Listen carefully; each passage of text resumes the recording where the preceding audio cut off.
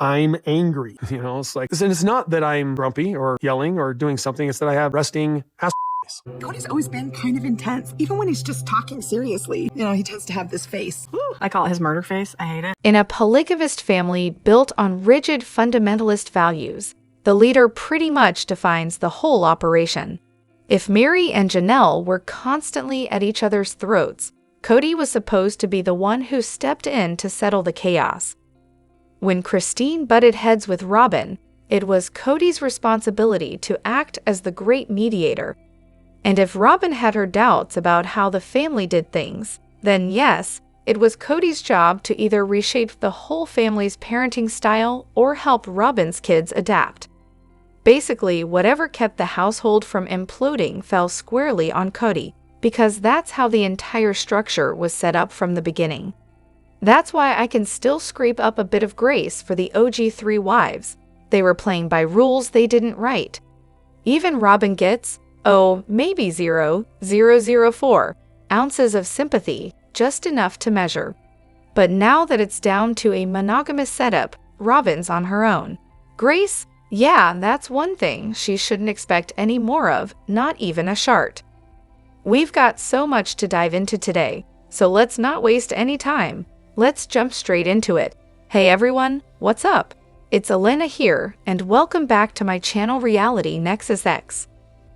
Does anyone else get the feeling that Sister Wives star Robyn has totally caught the ick with Kody? Watching their latest spat about him not bothering to contact his kids was a real treat. She's practically having a meltdown over him acting like her dad and saying she's losing respect for him. Newsflash, Robyn, if your partner starts to remind you of a parent who caused you serious trauma, it might be time to hit the road. I mean, come on, she seems ready to call it quits. Sure, she'll probably stick around for the kids and her religion, but can you really see her being happy with him? I can't. Honestly, it feels like she's putting on a show for the cameras, desperately clinging to that TLC paycheck as it threatens to slip through her fingers.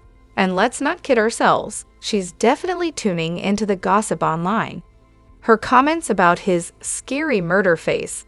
Yeah, we've been saying that for ages. You can just sense that she's totally over him. It's like Kody is way more invested in her than she is in him. Stability was her priority, liking him, that was just a bonus. Now though, he's just an embarrassing accessory, the kind nobody wants, with the reputation of a deadbeat dad and psycho hanging over him. So sure, she doesn't want him anymore, but stability still wins out, so she tolerates him like a bad smell. I've seen this dynamic play out in my own life though, without the polygamy angle. The similarities are uncanny. For Robyn, it's always been about the TLC cash. She married Kody for the fame, no doubt about it. At first, she probably thought being the shiny new favorite wife was a dream come true. But the reality, not so glamorous anymore.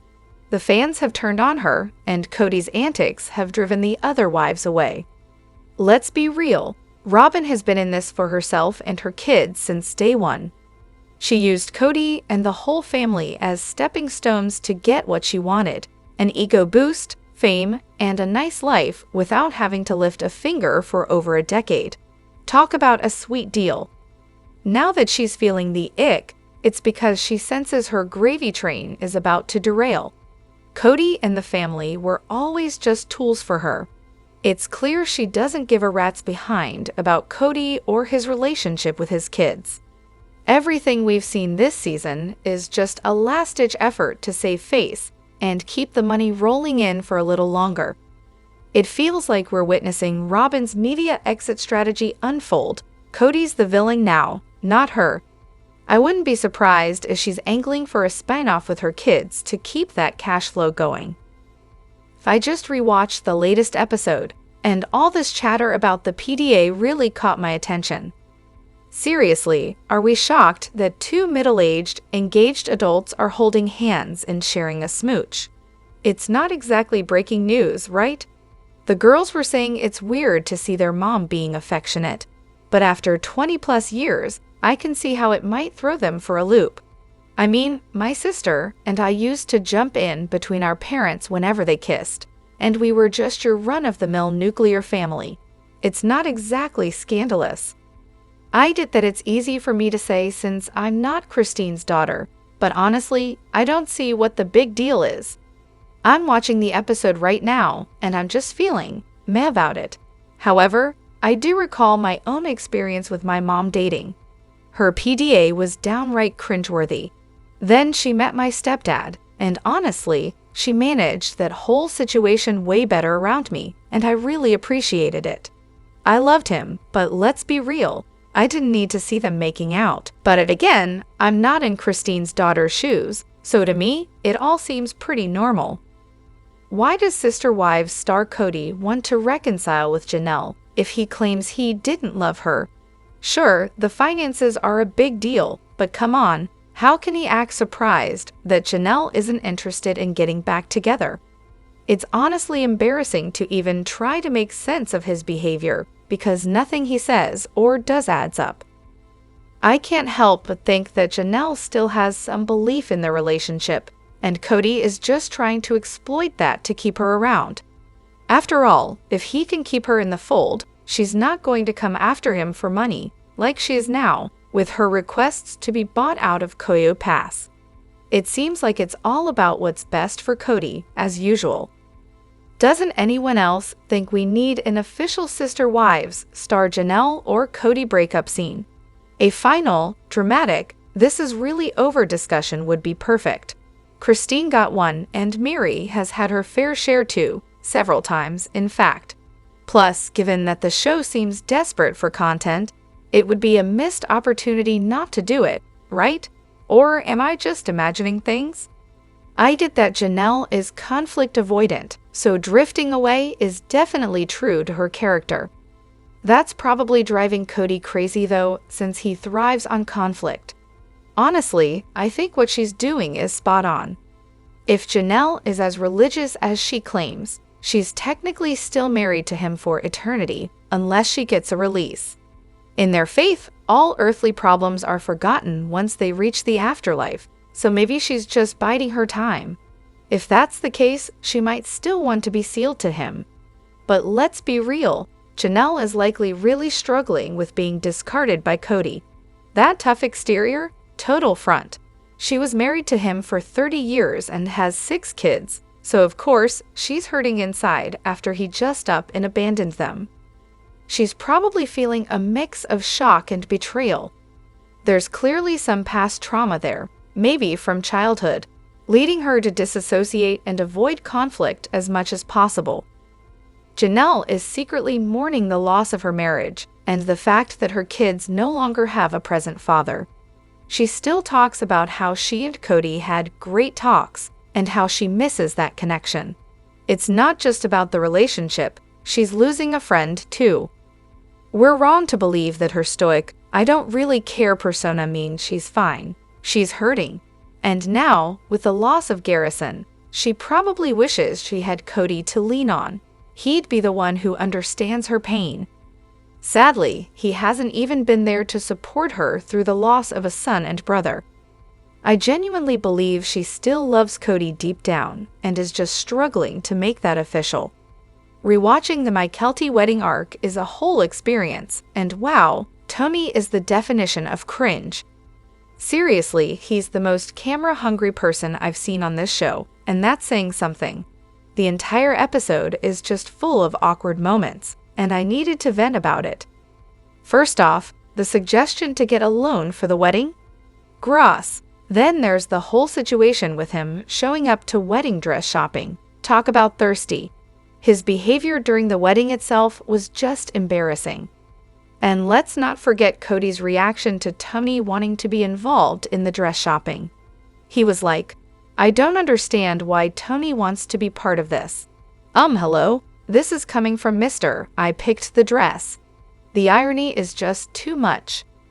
Watching back the earlier seasons, I'm currently on season 9, has really opened my eyes to how manipulative and self-centered Robyn is. I never realized just how deep her behavior goes until now. Let's start with her complaining about Kody moving her to another state. Seriously? The way she claims he betrayed her over that is just crazy. And then there's the sister wives closet situation. She wants everyone to get on board with her little business venture and give their all, yet she barely participates in anything the family does. The nerve of her to push Kody into making the other wives work for her, and if they don't, she won't have another baby. Like what? There are mothers out there building their own businesses while pregnant and caring for kids, often without any help at all. Robyn has a nanny and a half-hearted business, and she's crying about it. It's even worse how she's manipulated Meri. Meri has been so weak and desperate for friendship that she's gone above and beyond to cater to Robyn's wishes. Take the divorce situation, for instance. Meri explicitly said she didn't want to be present when Kody and Robyn signed the papers, yet Robyn pushed her to be there. Why would she want to kick Meri while she's down like that? Janelle called it right. Kody would change after that, and he would favor Robyn from then on. I really appreciated that as soon as Meri announced the divorce, Janelle wanted to get closer to her. It was like she finally saw through Robyn's manipulation. Honestly, Robyn has completely manipulated Meri for years. Everyone could see who she really was except Meri. I think Meri was so desperate to stick it to Christine and Janelle because of their close friendship that she thought she'd get that bond with Robyn. But the reality is, Meri was too busy being loyal to Kody and Robyn to realize what was really happening until it was too late. I'm also rewatching and currently on season 7, and it's astonishing how polarizing Robyn's manipulations are. She wanted everyone to pour their hearts into my sister wife's closet because it was her dream. And as soon as Meri wanted to go to college, Robyn started dropping hints about wanting another baby. That woman cares about no one but herself and completely duped them all. Sister Wives star Christine is definitely going through what I call a delayed adolescence. I can relate to that vibe, especially after escaping a cult and navigating my own identity as a non-binary lesbian.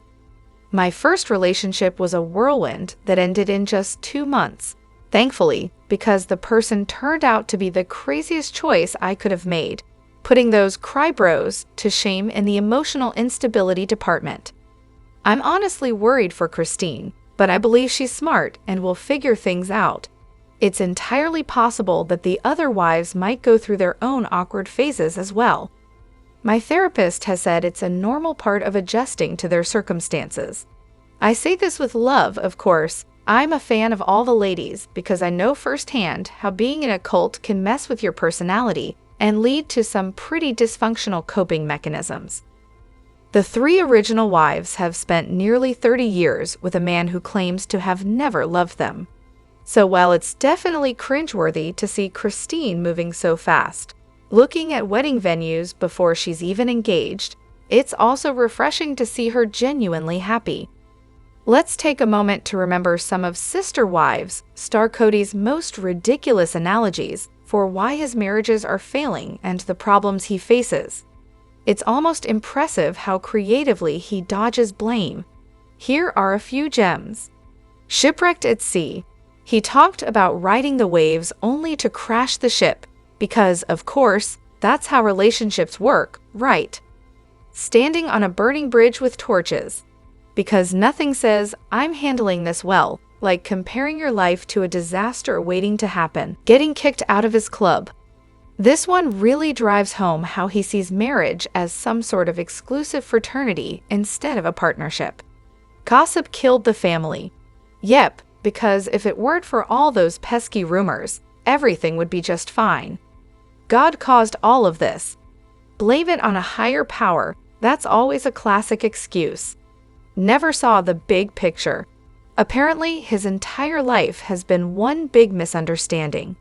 Seriously, I know there are many more examples out there. Kody consistently refuses to take any blame for the turmoil in his relationships, and then he's always so surprised when things go south. Classic jackass move. Absolutely, Sister Wives star Kody should be paying child support and actually making an effort to see his kids. He should also contribute half of Isabel's surgery costs. If he can drop $400,000 on a new house, there's no excuse for not supporting Truly. Christine has made it clear that she's been the one footing the bill for the mortgage and her children's expenses all along. As for Kody's potential arguments against paying, he might claim financial strain or argue that his other obligations to the family make it hard to contribute. But honestly, those excuses fall flat when you look at his recent financial decisions. I can't believe that his loving and supportive wife Robyn hasn't been pushing for this. You'd think she'd be demanding that Kody step up and support one of her beloved children and her sister wife. It's just another layer of irony, considering how much she seems to prioritize her own interests. Let's face it, we're probably never going to see the inside of the new house. When they were in the old house, there was barely any filming inside, except for the moments they crafted themselves. And when they did show scenes in there, we dissected every nook, every cramped, hoarded corner. We mocked their design choices and priced out their furniture and artwork. We've talked about that house ad nauseum, and even Janelle has commented on what she's seen there. They must know how much we've scrutinized their living spaces, which is likely why they're keeping the new house under wraps.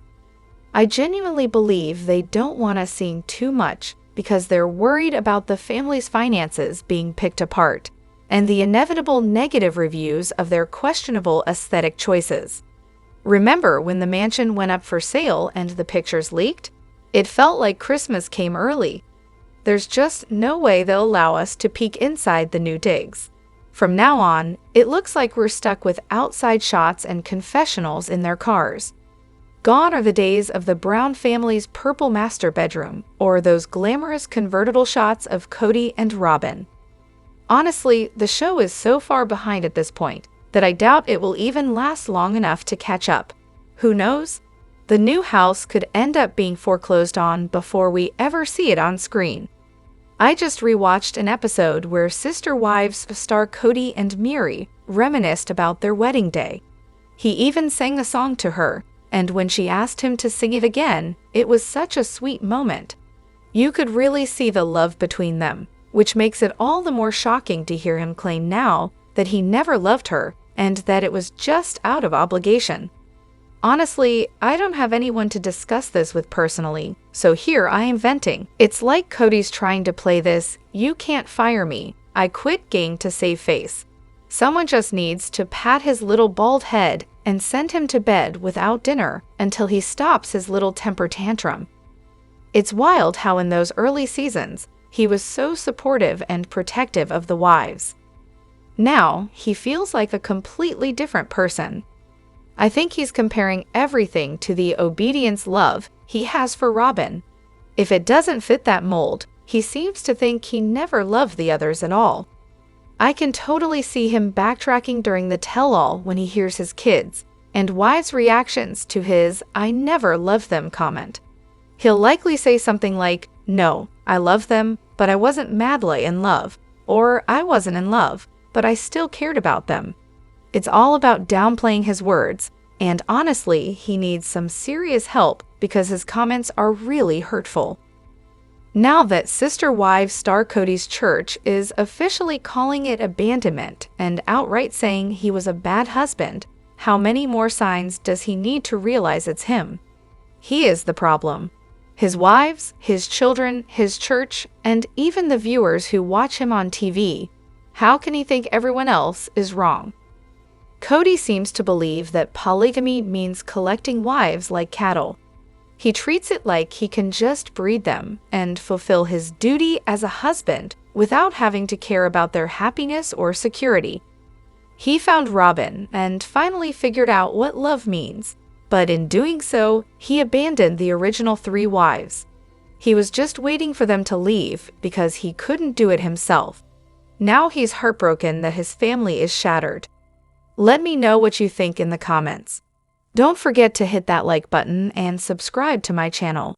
I'll see you in the next video. Take care and much love to you all.